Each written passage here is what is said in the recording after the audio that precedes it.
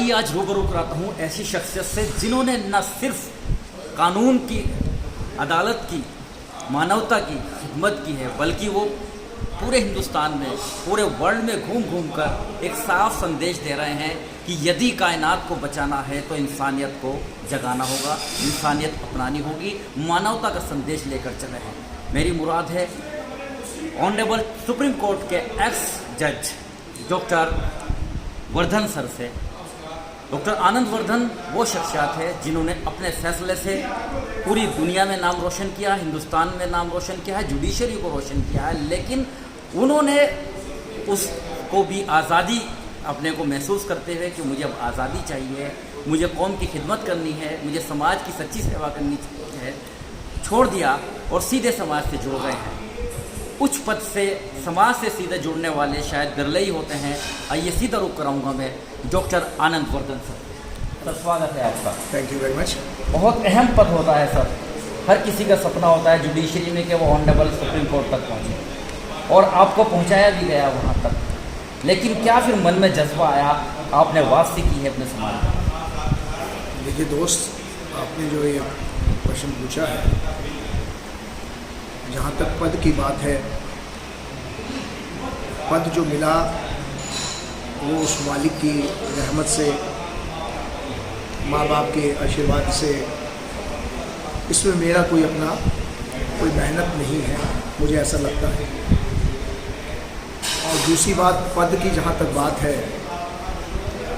उस ईश्वर, उस मालिक अल्लाह या उसकी खिदमत करने वालों के लिए बहुत छोटी चीज़ है।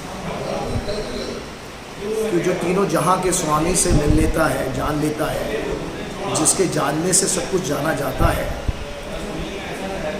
और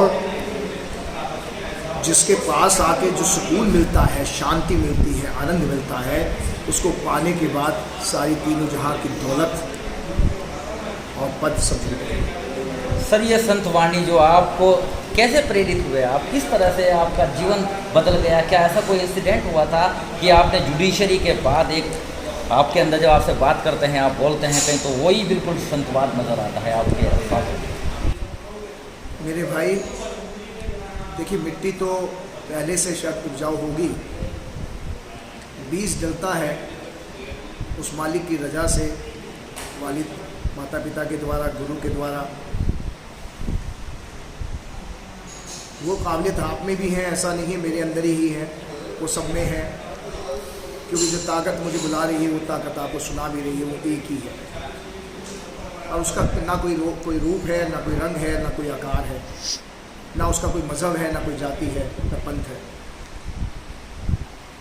ना उसका जन्म होता है, ना मृत्यु होती है। वो सर्वशक्तिमान परमात्मा अल्लाह, ईश्वर वाहे गुरु हम सबके बीच में है, हर जगह मौजूद है। केवल यकीन करने की ज़रूरत है, और यकीन भी ऐसा हो, विश्वास भी ऐसा हो कि कुछ भी हो जाए वो यकीन न टूटे। किस तरह से आपने शुरुआत की जुडिशरी के उस मुकाम तक पहुँचे, जानना चाहूँगा। प्राइमरी एजुकेशन और फिर कैसे कैसे रहा हुआ? देखिए, बहुत इंटरेस्टिंग एक क्वेश्चन भी पूछा, और मेरा वाक़या भी रहा है। मेरा जन्म हरियाणा से हुआ, जिला करनाल, इंदरी कस्बा। पर जन्म के 2-3 महीने बाद ही हमारे पिताजी, फादर जो एजुकेशन में थे, वो दिल्ली ले आए। मैं जिस परिवार से, ख़ानदान से बिलोंग करता हूँ, वो एक राजनीतिक परिवार बहुत बड़ा था, जिसका हरियाणा में पहला मुख्यमंत्री बना, हरियाणा की जो स्थापना हुई पंजाब से। पर मेरी वालिद साहब ने भी अपने वालिद से हटकर कुछ किया था, और जैसे ही मुझे होश आई तो उन्होंने मुझे एक बार कहा, कि मैं परिवार में सबसे छोटा हूँ, कि देखो भाई, डॉक्टर आनंद वर्धन तो आज मुझे दुनिया अब कहती है, माता पिता ने नाम रखा आनंद वर्धन, इसमें भी विचार करूँगा आपके साथ, तो पहले आपकी बात का पूरा जवाब दूँ कि देखो भाई, आज तक दुनिया तुम्हें हमारे नाम से जानती है, जिस दिन तुम्हारे नाम से मुझे जानेंगे तो मुझे कुछ पता चलेगा कि आप मेरे औलाद हैं। आपने बड़ा इंटरेस्टिंग क्वेश्चन पूछा, तो मैं झूठ नहीं बोल पाऊँगा, सच बोलूँगा। मैं बड़ा छोटा था परिवार में, और बड़ा जिद्दी था, जिद बहुत करता था। तो जब दिल्ली आए तो मुझे बचपन में मेरी एजुकेशन कॉन्वेंट से हुई पर टूट के हुई, जो हमारे पिताजी ने काफ़ी स्कूल कॉलेजेस खोले हुए थे और बार बार हमें अपने स्कूल में पढ़ने का मौका मिला, पर मेरे मन में चाहत कुछ बात की थी। तो जब दिल्ली आए तो यहाँ मैं जो मुझे क्रिकेट का शौक़ हो गया, तो वहाँ क्रिकेट में खेलते हुए छोटी उम्र में उस मालिक की कृपा से मुझे सिलेक्शन भी मेरा हो गया। एक दिल्ली के पास दिल्ली बॉर्डर पे मोहन मेकिंग्स नाम की कंपनी है, मोहन नगर, जी जी, कपिल मोहन जूस की कंपनी है और दूसरी भी वे बनाते हैं। तो उनकी रणजी लेवल की टीम थी, नेशनल लेवल की टीम, तो उसमें मुझे खेलने का मौका मिल गया। मैं सबसे छोटी उम्र का था, 15-16 साल का नहीं हुआ था, पर हमारे वालिद साहब की ये एक तालीम थी और इंस्ट्रक्शन थे कि आपकी एजुकेशन बहुत होनी चाहिए। और हमारे घर में 60% से कम अगर मार्क्स आते थे तो फेल माना जाता था। मेरे father doctor P N Sharma, मेरे बड़े भाई डॉक्टर अजय शर्मा और अजीत मोहन शर्मा, दोनों बड़े भाई थे, दोनों ऑफिसर हैं, हाई पोस्ट पे फादर का भी था। और मेरा उम्र में ताल्लुक जो डिफरेंस था वो 13-14 साल का था। तो तीनों तरफ से प्रेशर होता था, एजुकेशन का और शिष्टाचार का। तो जब हमें सिलेक्शन हुआ तो कुछ हमसे कुछ गलती हो गई, स्कूल से नहीं, हमें परमिशन नहीं मिली, सिलेक्शन में जाना था दिल्ली के नेशनल स्टेडियम में। अंडर 18 में हमारा सिलेक्शन हो गया 14 में, और हम जिद्दी थे, थोड़े से उद्धट भी थे, तो हमने किसी तरह प्री बोर्ड मिस कर दिया, प्री बोर्ड का पेपर नहीं दिया, एग्ज़ाम नहीं दिया, और without permission of school principal हमने प्रिंसिपल की थोड़ी तौहीन करके निकल गए। वो इंसिडेंट ऐसा लगा जिससे हमारी लाइफ बदल गई। हम तो चले गए वहाँ क्रिकेट में, सिलेक्शन हो गई है, हम बड़े खुश हो रहे थे कि हमारे वालिद और हमारे घर में, वो हमारी खबर घर पहुँच गई। और सिलेक्शन के लिए मोहन मेकिंग्स जो कंपनी थी उसने 50% तो स्पॉन्सर कर दिया लंदन जाने के लिए, लंदन काउंटी खेलने के लिए। उन दिनों बहुत बड़ी बात मानी जाती थी, पर हमें फिर भी 3 से 5 लाख की जरूरत थी। हमें लगा कि हमारे वालिद साहब जो हैं हमें दे देंगे, हमें सलाखों बताएंगे। हम घर पहुँचे तो हमारी खबर पहले पहुँच चुकी थी। अच्छी बात नहीं पहुँची, बुरी बात पहुँची कि हम अपने प्रिंसिपल साहब की, टीचर की तौहीन करके स्कूल भाग के मिस करके गए। हमारे फादर प्रिंसिपल थे और 18 लैंग्वेज की जाता थे, गंभीर थे, ऊपर से कठोर थे, पर अंदर से बड़े मौन थे, कवि भी थे, लेखक भी थे। उन्होंने 2-3 पुस्तकें भी लिखी जो एजुकेशन यूनिवर्सिटीज़ में लगी हुई है। एक जयशंकर प्रसाद हुए हैं कवि जी, उन्होंने एक आंसुक साहित्य में तो तृष्णा लिखी थी, तो प्रेमनाथ शर्मा मेरे वालिद साहब का नाम था। और बच्चन साहब ने लिखी है साकिनामा, उसी तर्ज पर उन्होंने बनाया कि साकिनामा। बड़े गंभीर हुए, बड़े टीचर्स की तौहीन बर्दाश्त नहीं, और ख़ानदान की बेइज्जती। और हम बोलते रहे, अपनी बात कहते रहे जिद में कि हमें ऐसे ऐसा हुआ, सुनते रहे। मैं चुपचाप एक डंडा लिया और लगा दिया। उस दिन से आपका, उस दिन से ये कहा कि देखो भाई, अगर आप हमारी औलाद हो तो जिस दिन तुम्हें दुनिया तुम्हारे नाम से हमें जानेगी, पहचानेगी, तब हम मानेंगे। पर शर्त ये है जो ख़ानदान की इज्जत पे दाग नहीं आना चाहिए और जो स्टैंडर्ड घर का है वो कायम रहना चाहिए, तब तो हम तुम्हारा मुँह देखेंगे, वरना तुम निकल जाओ। बस वो दिन था भाई, और ये लाइफ बदल गई। और क्या रहा आपका एजुकेशन, क्या किया? कहने में तो बहुत कुछ है, LLD भी है, 3 डॉक्टरेट भी है, मास्टर्स पता नहीं कितनी है, याद नहीं है। डायरेक्ट एचएस या पीसी जैसे? डायरेक्ट में appointment, high court direct. I was earlier additional solicitor general supreme court, I was there. तो कैसा फिर महसूस हुआ, क्योंकि आपने वो समाज की वो पृष्ठभूमि भी देखी, अपने परिवार को भी देखा, और सीधे फिर आपको जुडिशरी की जिम्मेदारी मिली। फर्स्ट कैसा एक्सपीरियंस रहा? आपके सामने बार और बेंच, क्योंकि एक ही रथ के 2 पहिए सब कहते हैं भी हैं और हकीकत में है, तो एडवोकेट्स आपके सामने नए नए केस लेकर आ रहे थे। क्या फील करते थे आप, कैसा लगता था, किस तरह न्याय करें, वो क्या सोचती थी? देखिए, केस वाले बात जो आपने नहीं बना कहा वो तो मुझे नहीं लगता था, क्योंकि मैं भी पहले एडिशनल सॉलिसिटर रहा हूँ, वो पकड़ा होता था, यूनियन ऑफ इंडिया को रिप्रेजेंट करता था। पर हाँ, जब जज बने तो कुछ एक बंधन सा महसूस किया। जज बनने के बाद महसूस हुआ कि जो फ्रीडम थी speech, freedom of speech expression की, वो खत्म हो गई। खत्म है। प्रोटोकॉल ने बांध के रख दिया। और जो हाई कोर्ट से ऊपर बढ़े तो और अपने आप को पिछले में कैद महसूस करने लगे। मीडिया से नहीं मिल सकते, सोशल नहीं जा सकते, बात नहीं कर सकते। और फिर जब वहाँ बैठते थे तो मन में, आपने जो रूहानियत वाली बात की, मैं उसी पे आता हूँ, मैं पे नहीं आता। जी। तो 2014 से रूहानियत का जो बीज था वो फूट पड़ा हुआ था और हर चीज़ झूठी लगने लगी थी। तो लगने लगा ये पद, ये दौलत, नाम, शोहरत, ये सब किस बात की। बड़े बड़े राजा राणा चले गए, सब अशांत हालत में गए। ना ये धन रहेगा, ना पैसा रहेगा, ना सुखरूपत रहेगी, ना ये शरीर रहेगा, कोई शरीर ही झूठा है। तो मन में ख्याल बना, क्यों ना सत्य की खोज की जाए, सच्चाई की खोज की जाए कि मैं हूँ कौन। क्या मैं वास्तव में डॉक्टर आनंदवर्धन हूँ, या मैं जज हूँ, या मैं वकील हूँ, डॉक्टर हूँ, मैं किस परिवार से क्या हूँ। तो अंदर से आवाज़ आती थी, सब झूठा है, तू कुछ नहीं है, तू जानता ही नहीं, तू कौन है। तो खोज की कि मैं कौन हूँ और कहाँ से आया, कहाँ नर जाए, कौन तेरो मुकाम, मंगत सार विचारना, मानुष जन्म का काम।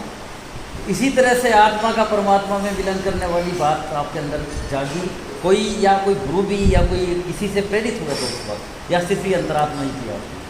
देखिए, प्रेरणा तो माँ बाप की रही है, उनकी बचपन से ही कई फ़कीरों से, हज़रतों से मिलने का मौका मिला। ख़ास तौर से यमुनानगर डिस्ट्रिक्ट में हथनी कुंज जगह पड़ती है, रायपुर के पास। तो यहाँ मेरा बचपन से ही आना जाना हुआ और यहाँ कई ऊंचे फ़कीर मिले। उनमें से एक महात्मा मंगत राम जी महाराज हुए, जिनकी समता की तालीम रही थी। उनके हमें दीदार तो नहीं हुए और उनकी तालीम से जुड़कर समता को हमने समझा, समता किसे कहते हैं। वहीं से पता लगा खुदगर्जी को दूर करना। इंसान इंसान है, इंसान का कोई धर्म नहीं है, कोई मज़हब नहीं है, कोई जाति नहीं है। केवल हर धर्म की जो बुनियाद है वो समता है। समता की रोशनी से ही पता पाया। कब तक आप जज रहे सुप्रीम कोर्ट? कब तक? भाई ये ना पूछे, क्योंकि प्रोटोकॉल भी होता है, थोड़ा सा वो भी हो जाता है, सिक्योरिटी रीज़न हो जाते हैं। पर फिर भी जब मैं रहा तो मैं अपने आप को बंदिश महसूस कर रहा था, तो मैंने अपने आप की मर्ज़ी से VRS लिया और रिज़ाइन करके भेज। क्या देना चाहेंगे संदेश मौजूदा जुडिशल ऑफिसर्स को? क्योंकि कोई भी पीड़ित अपनी फरियाद लेकर कोर्ट पर जाता है, विश्वास जगाता है कि आज भी न्यायपालिका पर पूरा यकीन है, तो वो इस तरह से क्या मैसेज देना चाहेंगे हमारे न्याय अधिकारियों को ख़ास तौर से, कि जिस वक्त उनके पास कोई केस आता है तो किस तरह से होना? देखिए, इसमें तो मैं उस मालिक की बात करना चाहूँगा, ईश्वर की बात करना चाहूँगा और इस बात को मानना चाहें कि हम कहते हैं खुदगर्जी से, कोई मतलब से मेरे पास आया, स्वार्थ से आया, इसकी कोई मजबूरी थी, कोई समस्या थी, कोई केस था तो आया।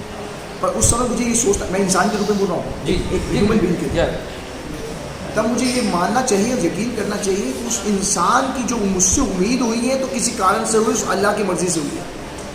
क्योंकि उस मालिक ने, ईश्वर ने मुझे कोई माध्यम बनाया उसकी मदद करने के लिए, और उसकी मजबूरी को, उसकी जो परेशानी को दूर करने के लिए, उसकी मजबूरी का या उसके बुरे वक्त का फ़ायदा नहीं उठाना।